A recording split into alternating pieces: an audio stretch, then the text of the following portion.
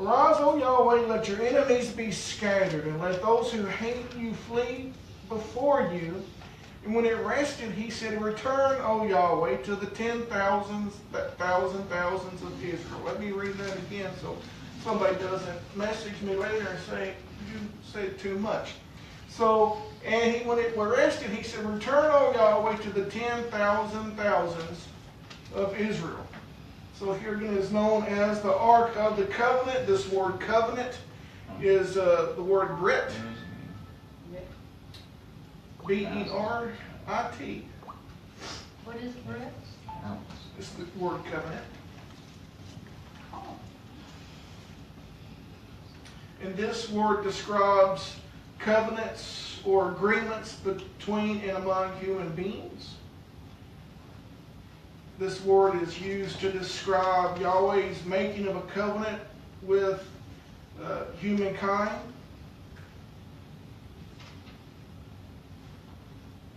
This is the words of this covenant with his people were kept in the ark in the Holy of Holies. So that covenant was kept in the ark as a testimony. It was the testimony of God. Also, like we said, also called the Ark of the Testimony. It is also called the Ark of God. Scott? Yes, sir. Where it says that the cloud, when they moved the cloud, God's cloud would cover them. Does it mean the entire mass of people? Which means he gave them shade during the days from this protection from the sun. I would assume that. Well, it was still darkness. When they were traveling, the darkness continued with them for most of the 20 years. What about the pillar of fire? Wasn't that? That was no. The pillar in the daytime looked like a cloud, and in the nighttime it looked like a column of fire. It was always, in my opinion, it was always a pillar of fire. Yeah. Because if you see during the day, the only way you know there's a fire is if you look and you see smoke. But at night you see the but light. But at night you see the light from the flame. But did it give them shade during the day and light at night? I don't know. Because they had to go out and do their business, and who knows what was crawling around out there, scorpions and all that. I would think that he would give them light to keep them warm too. Yeah. Because the desert gets cold at night. Mm-hmm. Well, see, so we said this a few weeks ago, that God won't do what you can do. So he's not going to give you light or fire when you got the capability of getting your own fire. And this is the problem that we have in a lot of churchianity today, is they look at God as their gopher. Go get me, go get me, go get me. Well, he ain't going to go get you a new car. He ain't going to go get you $1 million. He's not a little vending machine where you can put a quarter in and pop out with a candy bar that we want. So what he did tell them was, I'll go before you, I'll fight for you, but you had to dig your own hole to go do your business in.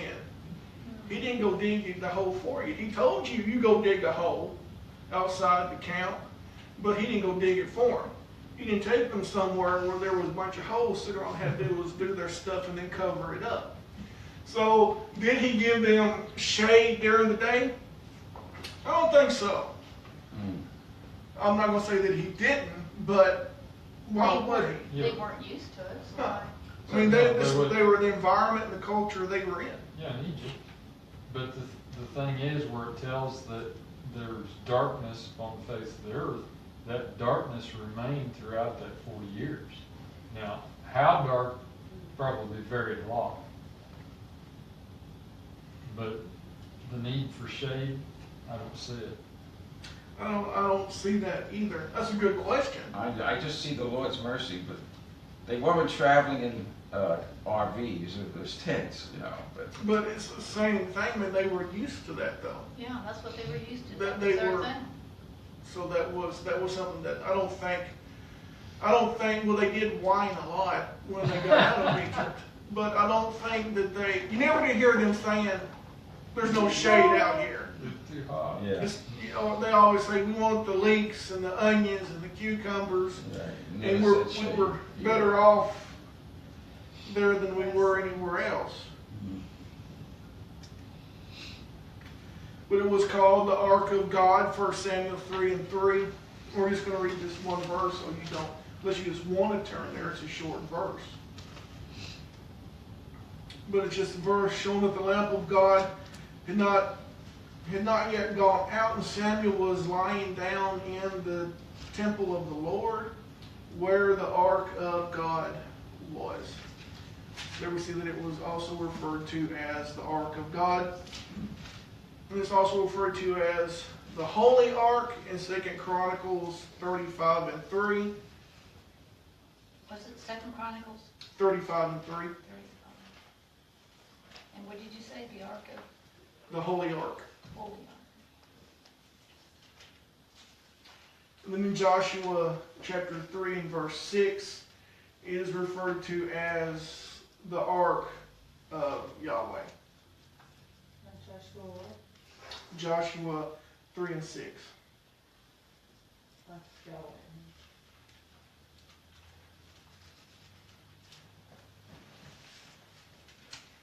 And when we look at the word ark, in the Hebrew there are two words for the word ark. The first one we're going to look at is called Tebah. It's spelled Tebah.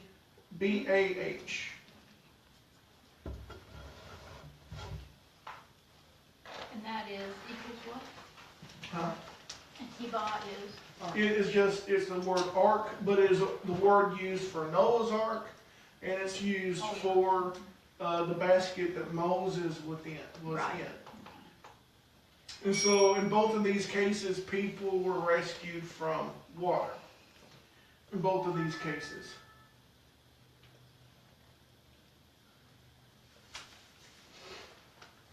And then the second word for ark is the word Aaron. It's spelled A-R-O-N. Aaron. And this is the word that is used when it's talking about the Ark of the Covenant.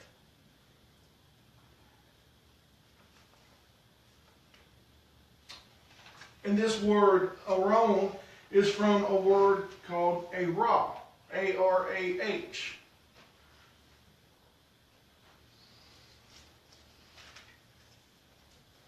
And this word means to gather. Gather, like to bring together. To bring together.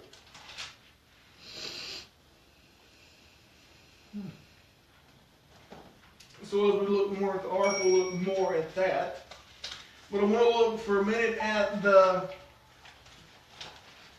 wood. It says that they shall, in verse 10 of Exodus 25, it says they shall make an ark of acacia wood. 2 cubits and a half shall be its length, and a cubit and a half its breadth, and a cubit and a half its height. We already talked about how this word they is a plural word.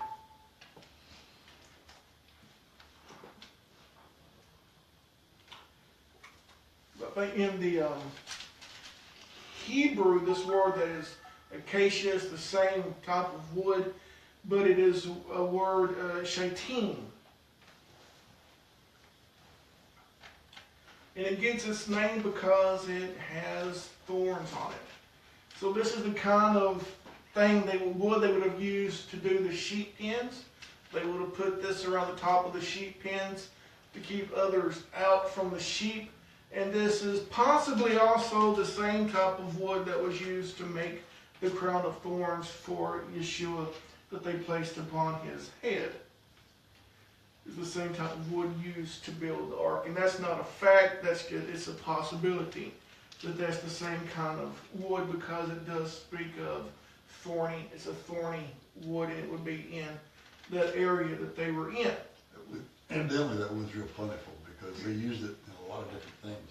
They used it in the altar and everything else, and making it. Yeah, that's right. Well, it was then. It was no more after that. I remember reading that somewhere here. I've not read that. Yeah, after they built the stuff for the tabernacle? Yeah. Oh, they built a lot of stuff. I think that even the paneling inside. I don't remember But I think one of the reasons they used this wood, because it was very plentiful at the time. And this type of tree grows very deep roots. It draws nourishment from deep in the earth. It survives very well in dry ground. And this tree is, but it's not an attractive tree. So you don't want to be growing this tree up there by the lake. Or, in your front yard asking people to come by and look at your tree that you got. So it's in this, it's not as attractive. The examples they gave would be the oak or the giant redwood. But in the Septuagint, they translate this word different, of course, than do in the Hebrew. Septuagint would be the Greek Hebrew. And I cannot say the word.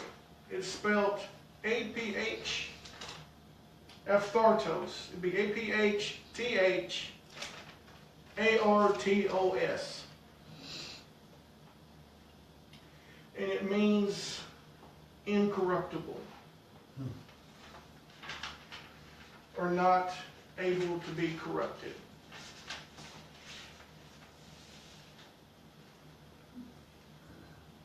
We're going to see this used in Romans 1:23.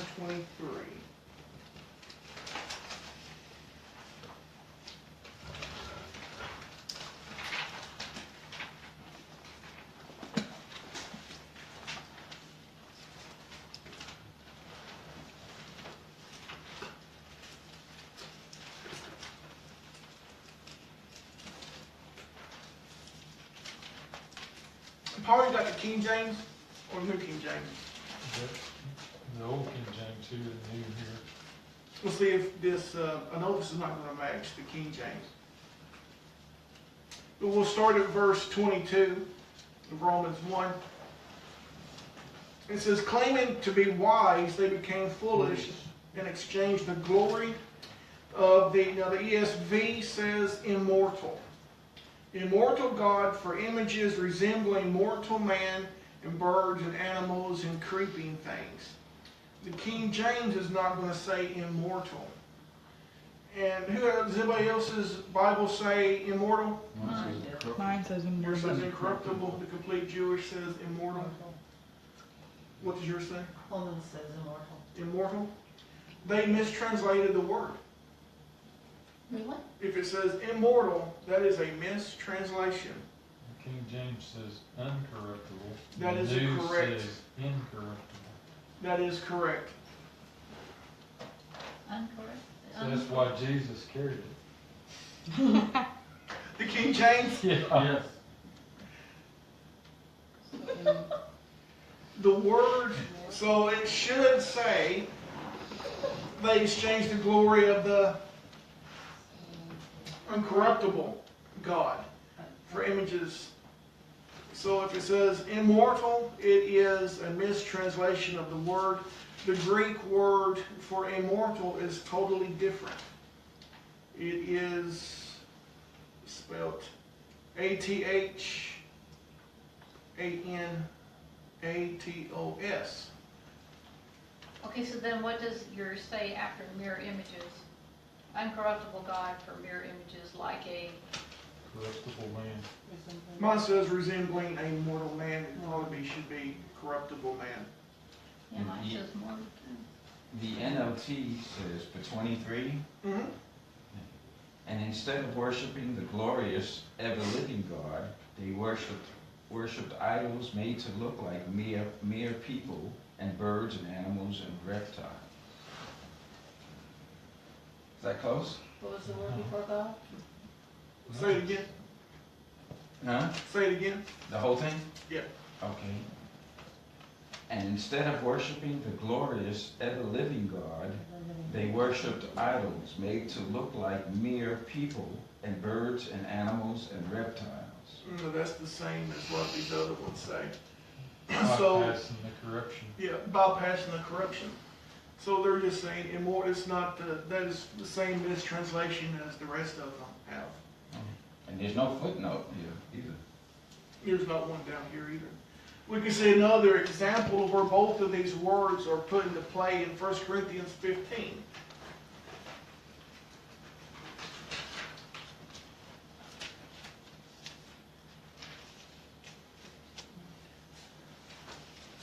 Incorruptible. Incorruptible, uncorruptible.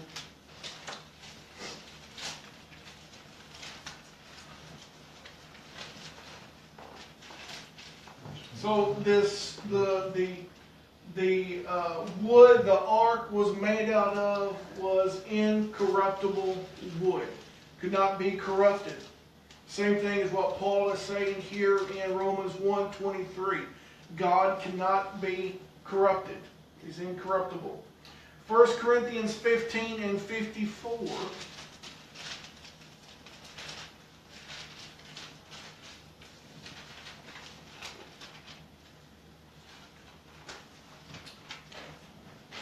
It says, when the perishable puts on imperishable, and the mortal puts on immortality. So you got when this corruption, I think the King James is going to say, when this corruption puts on incorruption. So when this perishable, when this imperishable, read it, Paul. When this corruptible has put on incorruption, and this mortal has put on immortality, Right. then shall be brought to pass the same that is written. Death is swallowed up in victory. It says, O death, where is your victory? O death, where is your sting? The sting of death is sin, and the power of sin is the law. But thanks be to God who gives us the victory through our Lord Yeshua Messiah. Therefore, my beloved brothers, be steadfast and immovable, always abounding in the work of the Lord, knowing that in the Lord your labor is not in vain. So a lot of people will use this scripture here when it says the power of sin is the law. They'll say that, see, you should not be, this law is a bad thing. There is a denomination that says it believes in sinless perfection, and they quote this verse, sinless. But thank God He gives us victory over sin. So that where do they get sinless perfection from that? I have no idea. Unless I'm mistaken, that's what they believe. I won't mention the denomination, but Yeah, but that's the same as all of churchianity. They just take what they want Alright. and they leave the context out because it says our corruption has to put on incorruption. Okay, they could say that through Christ and the indwelling of the Spirit, but it says the mortal has to put on immortality. And their graveyard's full of testimony that they're not immortal. No. But where did they get that from? I don't know. Just twisting it to suit themselves. Yeah. Maybe not out of ignorance. I don't think it was out of purpose, but purpose. Hard to say. Yeah. So people are going to say, well, see, this law is bad for you because it's sin if you keep the law. But that's not what Paul is saying here. He says pretty much what he's saying is that the law points out the sin. How else do you know if you're sinning if you don't have any instructions that point out to you what sin is? And those instructions were put in this incorruptible box that was, you know, Israel couldn't look at it. I mean, even the high priest didn't see it when he went in there to sprinkle the blood. He couldn't see the ark. But they knew that it was there. So everywhere they went, they knew those instructions were going before them. So is the law bad for you? No. Absolutely not. Absolutely not. And if I could, you know, take a, we take a deer trail. That's what we take. We don't take rabbit trails. We'll take a deer trail. Well, let me just show you how the majority of churchianity views these instructions that were kept in this incorruptible box. You do know when they find the ark, those tablets are still going to be there. They're not backwards? No, they were written by the finger of God. So I figure, you know, even if we could find Belshazzar's Plaster. yeah, we still see the handwriting of God on that wall. But this is kind of humorous, and I don't want to upset my wife, but I have to tell this story. So it's not even really about it. She done good. So we were with her mother last night, and we were coming back, and Brother Hale had talked a little bit about tithing, is what he had talked about. So in the car, her mom is talking about how important it is to tithe. And one of the things that was said was that tithing is a salvation issue. Now let's remember that. We'll come back to that. But tithing is a salvation issue. So we're in the car, and her mother's talking about how important it was, and how she always tithes. And I've got nothing against tithing. I think tithing is important. You should tithe. And but Lana says something like, "Oh, those 9 commandments." That's what she says. She says, "Oh, those 9 How commandments are important it is everywhere." to keep the 9 commandments. Yeah, how important it is to keep the 9 commandments. And her mom says from the back seat, "Which one are you leaving out?" Walk right through that door. And so I said, "The only one he ever said to remember." And then Lana says, "The only one he ever said to keep holy." And her mother says, "And that would be, or that's," and Lana says, "The Sabbath." You could have heard a cricket poot in the car. It was like, blah, blah, blah, blah. And it was silence for like 30 seconds. And then her mom says, "Well, I'm not going to the tea Saturday." So we had to flip that just right away. Get it off that commandment, that Sabbath subject, and let's go to something else. But just let me say this about, because I guess you could say that tithing is a salvation issue if you worked it all the way around. But if tithing is a salvation issue, if you're not going to make it into the kingdom because you don't tithe, then I'll guarantee you, if you don't keep Sabbath, you're not going to make it into the kingdom. If you don't do the feast days, you're not going to make it into the kingdom. You're breaking the law.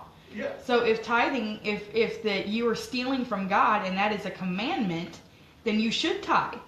But if it, and I taught this a long time ago at a ladies thing, but you can say you know all the law all you want to, you better follow the law.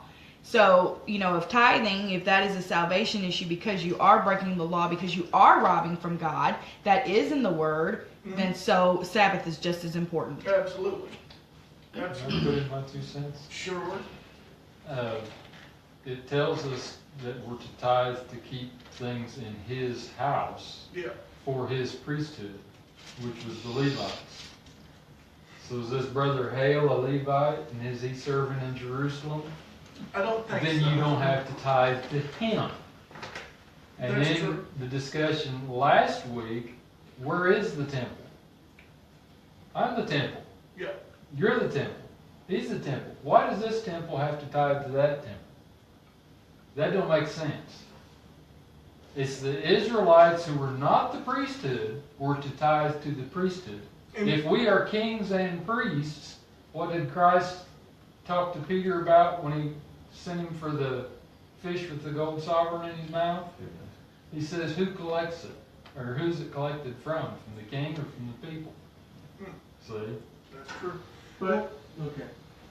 So this is finding more of a covenantal issue that we have with God, the covenant that you establish with God, and also, doesn't it say that as you are our teacher or preacher, which we want to call him, rabbi, the point is that he is worthy of his wages, so therefore it implies that we are to tithe to you, or to make offerings unto you, because you are. Well, any offerings that we get here goes right back into the potter's The house. keeping of Yeah. Which is the purpose. Yeah. Yes. Because we are all the temple of God. We are responsible for the things of God. Yes. And if our congregation needs hymn books, we're all responsible to see that we've got hymn books. Yeah. And the same thing, we all bring food, or, if there's a need. We've even think when it was flooding in Louisiana, we took up an offering and sent that money down there to help that congregation down there that needed things. But too, a lot of the tithe was food. at the same point, grains, your harvest. But here again, he says that he will bless those that do or whatever. We had friends when we were going to the church that we had come out of, and they had a garden, and every year they brought their first fruits to the pastor, and they had the best garden ever. I mean, their stuff was just plentiful, and it was beautiful. I mean, you talk about people who had the best, they had the best. Well, the reason that people brought the stuff to the temple and the tabernacle to offer was because they had that promise.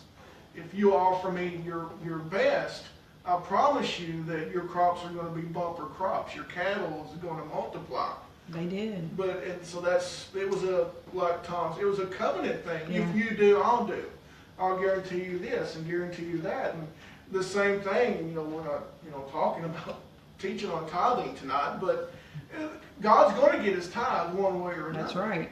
He's going to get his 10% from you. But they were the only people who I had ever seen do that, and I grew up in the church. But it blew my mind. I mean, every year when their crop would come in, they brought a sample of everything to them. I mean, big bags full of stuff. And I was just in awe. Wow, that you would take the time to do that for these people, and God honored them for it. And he will.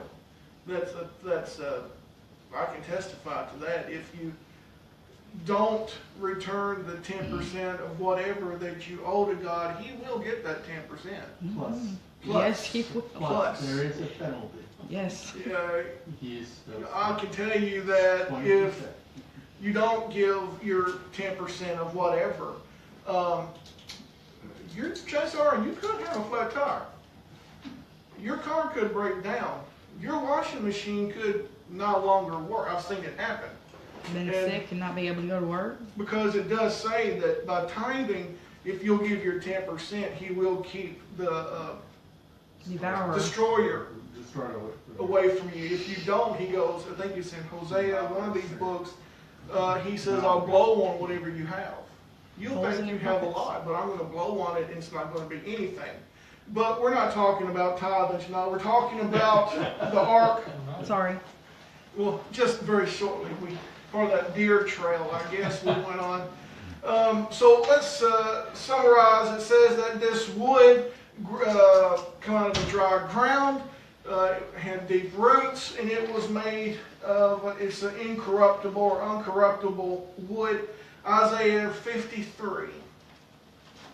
And it says that it's an unattractive tree. It's not one that you want to say, Bill, Carol's not going to ask you, will you go buy me an acacia tree and put it out by the road or whatever? I want to win the Home and Garden Award this year. So get me 5 or 6 of those.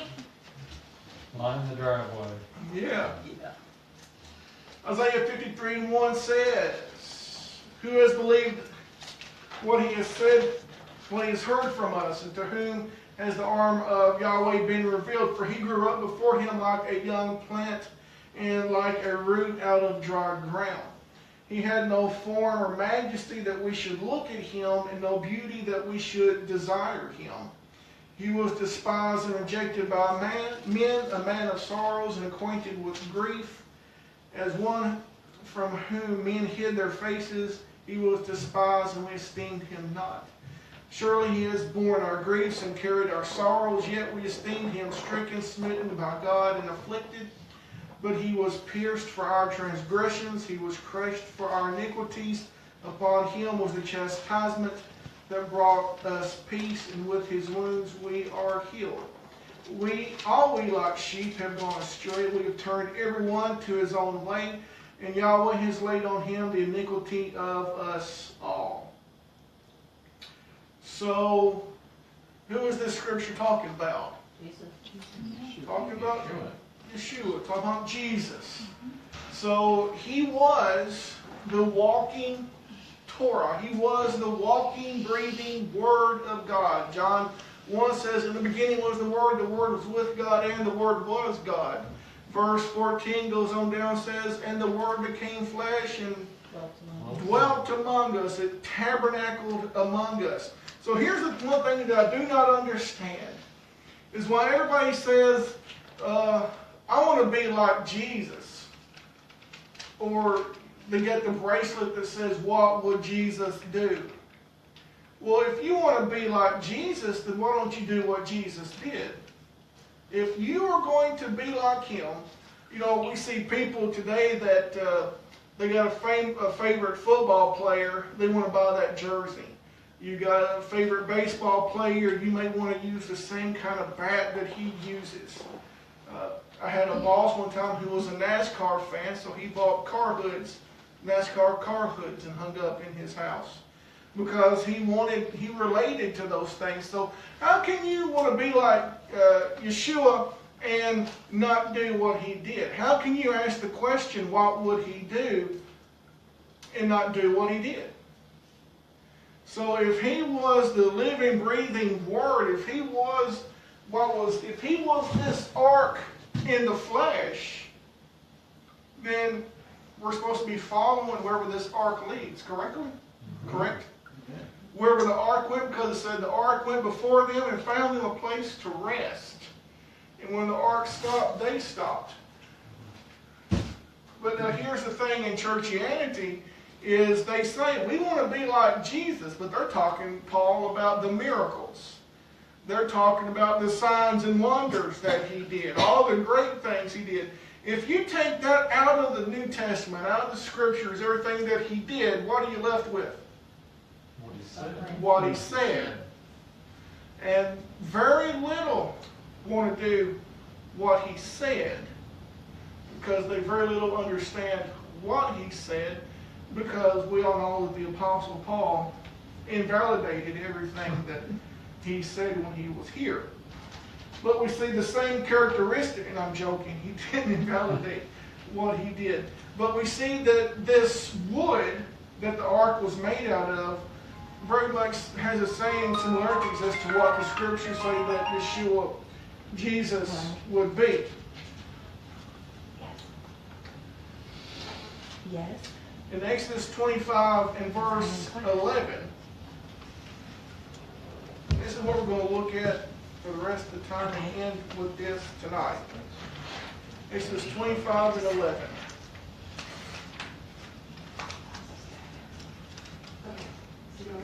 This thing had to be heavy, Oh, it had to be. very heavy. Because it was the size of it was, I think, 2 feet or something. It was probably the average, one of the dimensions. But it was gold. Then you had this wood that overlaid the gold. And in verse 25:11, that's what it says. It says, "You shall overlay it with pure gold, inside and outside shall you overlay it, and you shall make on it a molding of gold round about it." Now, this word overlay is a very hard word to understand. It is the Hebrew, it's a Saphah. It's spelled T-S-A-P-H-A. And this word has a very deep meaning to it. This word means, that they have translated here to overlay, this word means overlay, is what the word means. It's used to describe glazing or a plating, or overlaying something, especially things for the tabernacle. So that's the deep meaning for this word, Saphah. Saphah. Okay. Well, that would be basically the same thing that they used to make, when they made furniture, they would put, Laminate. they would run rough lumber and then cover it with the Veneer. veneer. Yeah. Some people say that what they did was they had a gold box, then they put the wood box in it, and then they set a smaller gold box inside that wood box. So it does mean to overlay, but this word has another meaning besides to overlay. This word also means to watch, to keep guard. It means to keep an eye on something or someone. And it means to watch over.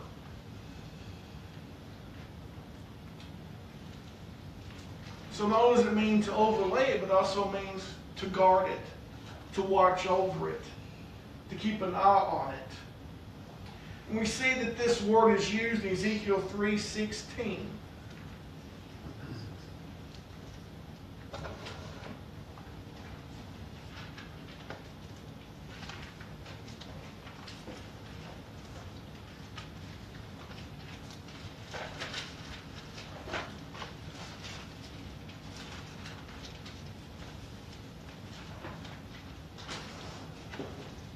We'll begin with verse 16.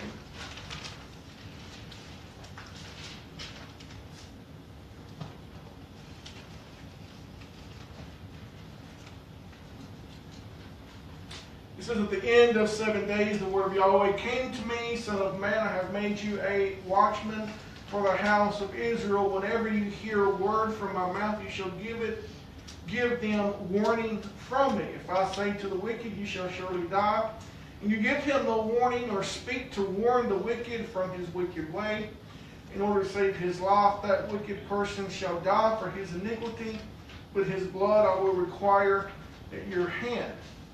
But if you warn the wicked, and he does not turn from his wickedness, or from his wicked way, he shall die from his iniquity, but you will have delivered your soul. Again, if a righteous person turns from his righteousness and commits injustice, and I lay a stumbling block before him, he shall die. Because you have not warned him, he shall die for his sin, and his righteous deeds that he has done shall not be remembered, but his blood I will require at your hand. But if you warn the righteous person not to sin, and he does not sin, he will surely live, because he took warning, and you will have delivered your soul. So we said starting out that this ark could be called the Ark of the Testimony, but it could also be called, if we look at what the word testimony meant, it could also be the Ark of the Warning. In Ezekiel 3:16, he begins to talk about, he set Ezekiel as a watchman over Israel. What did this ark do? It watched over Israel. It warned them if they sinned. It warned them if there was an issue because of what was inside the ark. And if you mishandled the ark, if you mishandled the thing that represented the presence where God rested, where he said, I'm going to meet you here. He told Moses, I'm going to meet you there, and I'm going to give you what? Commandments to give to Israel. My instructions to give to Israel. So this was Ark of the Warning. But he says, you are to overlay this. You are to be a watchman. You're to guard this. So at the same point, while this is to warn us and to point out sin, this is where the presence of God rested, at the same time we are to guard that. What was Adam put in the garden to do? To guard it. To make sure that nothing that didn't belong in the garden got in the garden. Same thing with you and I. We're to guard the instructions. The word is shemer. Sometimes people will say shemer Shabbat.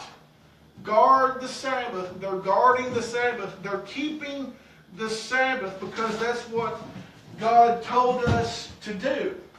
But we saw last week how that no one was guarding the ark. And when nobody was guarding the ark, what happened? Mishandled. Got mishandled. And the enemy wound up with the ark. The enemy wound up with the contents that was in the ark. And so the same thing for you and I. If we mishandle the things of God, it's very easy for the enemy to come along and take these things from us. And like I said a couple of weeks ago, the enemy can't take anything from you. But what you can do is mishandle it and lay it down and give it to him. Then he can come along and grab it. And all of us are, can say tonight that the enemy has had the ark in their possession. You say you can lay it down and walk off and lose it. Not just the testimony is in there, but also the manna, the living bread, Yep.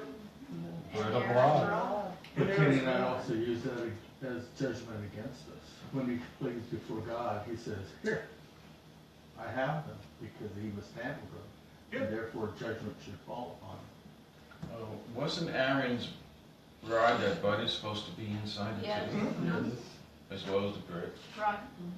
But now if we look at when David is bringing the ark back into Jerusalem, we're told in Kings that all that was in the ark What is the testimony? was the testimony. So somebody had took the bread, somebody had took the rod, but he left one of the most important things. Because why? They didn't want that. One of the blessings. And so they wanted the blessings. They wanted the provision. But when it come to the testimony, when it come to the instructions, the things that pointed out sin, they said, we'll give this back to somebody else. Ooh. And they can keep a hold of that. And that's exactly what churchianity has done today. Now, is churchianity our enemy? No. No, they're not. Have they mishandled the ark? Absolutely they have. Have they removed some things? Absolutely they have. What did the enemy put in the ark? They put in the hemorrhoids. They made the mice. They put things that they had in the ark. Those things didn't belong in the ark. That's right. Well, And so that's what churchianity has done today. They removed the things that would give a blessing to you. They removed Passover. They removed tabernacles. They removed Pentecost. They've given us a false impression of Judgment Day. Because churchianity will say, and this is what I heard last night too, you're going to be judged out of this book, is what I heard last night. Well, if we open the book, one of the things that we know that we're going to be judged out of, that's going to be used to judge us, is what's remaining in the ark. He's not going to come to you, Tom, and say, I blessed you. When you had a need, I met that need. You were a good person. You accepted all them blessings. Well done, Tom. You stuck it out when the hard times came. Come on in. That's not what we're going to hear when we stand before the judgment. He's going to say, well done, thou good and faithful servant. If you have been faithful. Faithful to what? His word. His word. What's in the ark? I would seriously think that if God's finger wrote the testimony that rests in the ark, All right. that's something we should pay attention to. Amen. Amen. I mean, Moses didn't get pen and paper That's right. and write some things down, but God himself stuck his finger out and wrote, you should have no other gods before me. Don't covet. Don't steal. Don't bear false witness. Honor your father and your mother. Yes, sir. If you've seen the movie The Ten Commandments, it's really a beautiful scene. Isn't it fire that goes in and burns it? It's like lightning. Yeah. So, but now churchianity says, yeah, we're going to do all that. We'll do all that. We won't, and they have a hard time not having any other false gods before him, any other gods before him. We'll be to church on Sunday if my favorite football team isn't playing. Or if it's not squirrel season or deer season, I'll see you Sunday, Pastor. And so they have a hard time with that one, but their biggest one, like we said earlier before we got on the trail of giving, was keep the Sabbath. The enemy took that one out and they replaced it with a hemorrhoid. They replaced it with a rodent, and they said, oh, we keep the Sabbath on the Sunday. is when we keep the Sabbath. The day of the sun is what Constantine called it when he decided that he was going to change it. So this is why, I feel this is why. And see, when you come to the word overlay in churchianity, they're going to tell you, oh, they overlaid it with gold. They're not going to tell you the part where overlaid meant to guard it, to protect it, to watch over it. They're going to tell you the ark was there to watch over Israel. But what was Israel in? They were in a covenant relationship. So he was there to watch over them, but they were there also to protect what was in the ark. The testimony, the instructions that was in the ark. And we'll see. Yes, sir. About overlaying being protection, something that I'm aware of that you might be benefited by is when you put a burnable like wood or even paper between something not burnable like metal. Mm-hmm. And I've done this. I've used newspaper for a shim for setting up a jig to weld on. And when I'm welding, that metal turns 2,500, 3,000 degrees. And when I'm done, and it cools off to where I can handle it, I can take it apart, and there's that piece of paper. It's not burned up. Can't get any oxygen. It can't get any oxygen, so it can't burn. It's protected by that metal, even though there's heat enough, it should have incinerated. And so that gold layer is a physical protection to that wood. Oh, absolutely. And the contents. What's the humidity and everything, or whatever the elements themselves, if it hadn't been covered over with gold, would have kind of rotted, maybe? Well, the elements would definitely got to the contents of that was in the ark. And let's go to 1 Samuel chapter 7, and we'll end here with this reading. 1 Samuel? 1 Samuel chapter 7. 1. Chapter 7, verse 1.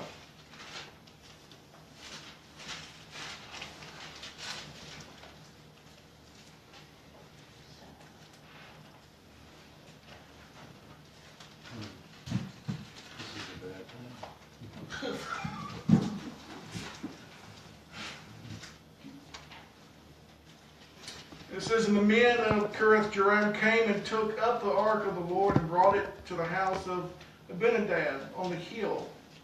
And they consecrated his son Eleazar to have charge of the ark of Yahweh. From that day the ark was lodged in Kiriath-Jearim a long time past, some 20 years, and all the house of Israel lamented after the Lord. So here we have the Philistines have returned the ark. A lot of people have died. They could take the ark to Abinadab's house and they pick his son Eleazar, because up to this point the ark's been mishandled. Things have been removed. Things have been added to the ark, and they pick his son Eleazar, and it says they consecrated him. I think the King James says they sanctified him. That word sanctified means they set him apart. It means to keep oneself apart or separated. So you and I, our bodies, as Paul has reminded us tonight, our body is now that temple. The body is now that dwelling place of God's presence. Just like he said, I'm going to rest or be between the cherubim on the mercy seat. We now are that dwelling place of his spirit. And just like Eleazar, we are to be separated. It means, here again, you are to be set apart. So Eleazar, from the time that he took charge of the ark, he was not the same person he was before. From the time he took charge of this ark, and this word charge meant to keep, to guard, to protect, to watch over, he wasn't the same as he was before. He didn't go play baseball with the cool kids anymore because he couldn't. He had a responsibility.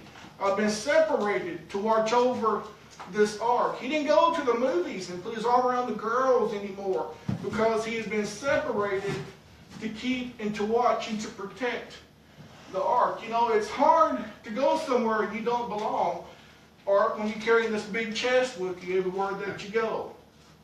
And it's hard to do something you don't need to be doing when you got God's presence with you everywhere you go. Because you're going to stick out when you got the ark with you. Because everybody, when they saw Eleazar, they said, that guy's taking care of the ark.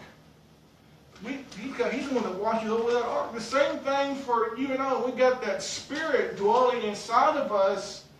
It should be hard for us to do things that we know we shouldn't do, because every day he had the testimony looking right back at him, telling him what to do and what not. I don't know if he may have kept it in his bedroom. I don't know where he kept it. They may have kept it in the living room, so they weren't. I guess they didn't watch anything on TV they weren't supposed to be watching. You got God sitting by you. Kind of hard to watch somebody get their brains blown out, I guess. I don't know if that'd be pleasing to him or not, but he didn't live the same way, and neither can you and I when we have that presence inside of us, that spirit inside of us. And I kind of think that maybe he didn't want to live the same way that he had before. But we do know that because that box was there, the ark was there, that God blessed the house of Abinadab. But it says that after 20 years of the ark being outside of where it belonged, it says that Israel lamented after Yahweh. In verse 3 it says, and Samuel said to all the house of Israel, if you are returning to Yahweh with all your heart, then put away the foreign gods and the Asheroth from among you, and direct your heart to Yahweh, and serve Him only. So what he's saying, you cannot, because this Asheroth, does everybody know what this is? This is Christmas. Easter, yes. This is Easter. So what is Samuel, the prophet Samuel? The only one in the tabernacle was a little boy that was doing things right. The only one, when he's in the tabernacle, that it says that God came and stood at his door because he saw something in him. He didn't go visit Eli, but he went and visited and stood at the door of Samuel. So Samuel is saying to Israel, if you're going to, I'm going to put this on Facebook. I'm going to make this post. If you're going to live for Yahweh, you're going to have to put away Easter. Hallelujah. Yeah. Woo. That's what he said.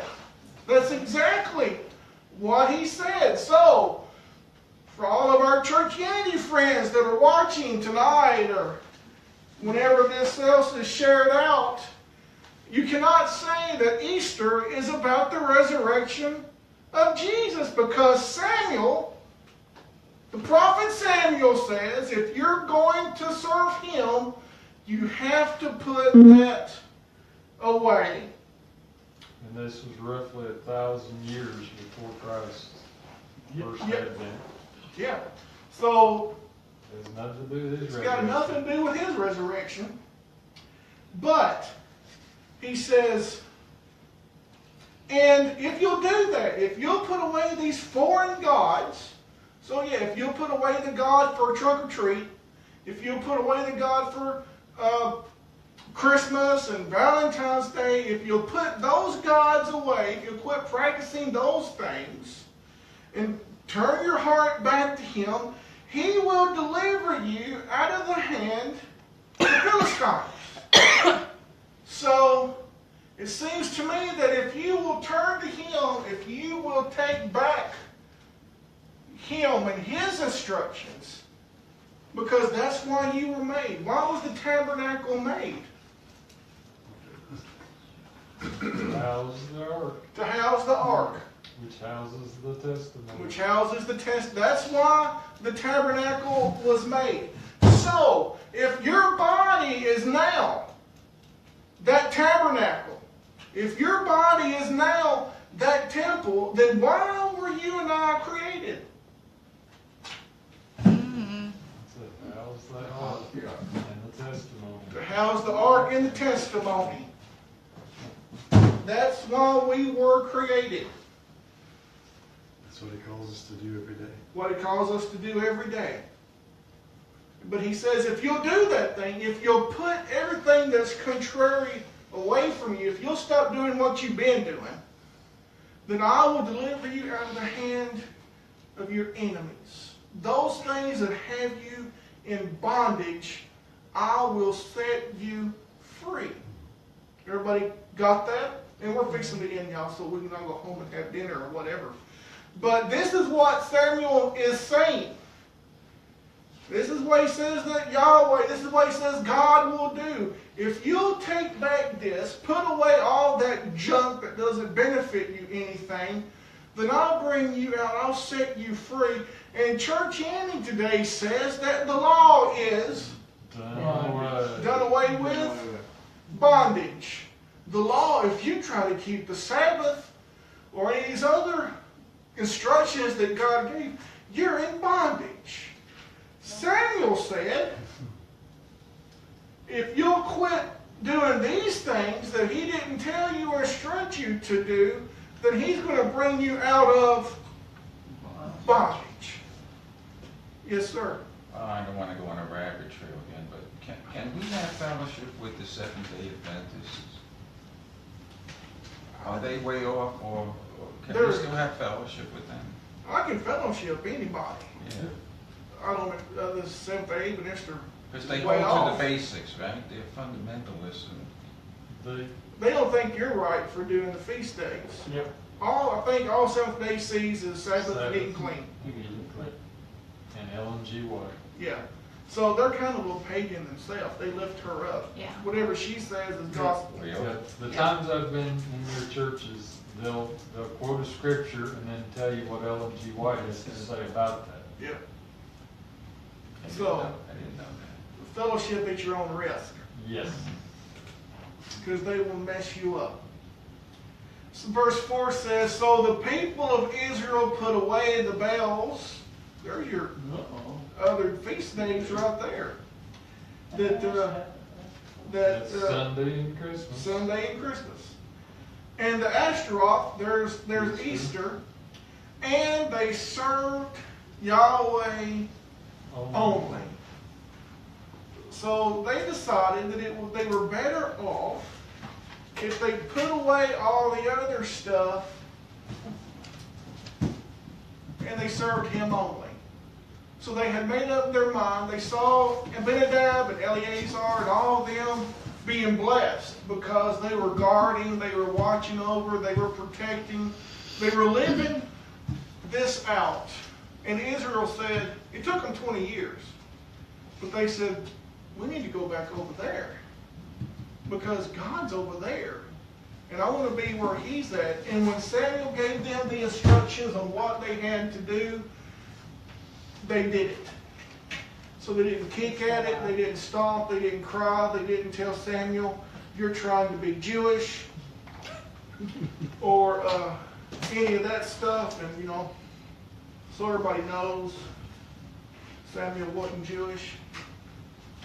Say that again? Samuel wasn't Jewish. Oh, he wasn't Jewish? No, he wasn't Jewish. Okay. What tribe was he from? Well, If you say Judah, I'm going to look stupid, Paul. I think he came through the Levites. He had to have been connected to the Levites because he served as a priest. His Samuel's mother and father came to Eli and she asked for a son.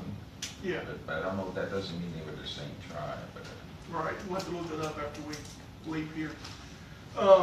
So that's, I know we said we're going to do the tabernacle. I told you coming in, I was going to come with a different approach than you ever heard of it before. But we're doing on with the ark. It was a foreshadowing of Yeshua, the Word in flesh, that tabernacled, that dwelt among us. Levitical priest. Okay, good. He was a Levite. Levi, tribe of Levi. So Samuel was not a Jew. So they couldn't say you're trying to be a Jew. You're trying to be a Jew. So he was from the tribe of Levi. So it's important, is if anything that we've learned tonight is there's an importance of doing these things that we're doing. That it's important that we guard this and protect it, not allow the enemy to get its hands on these things. Questions, comments?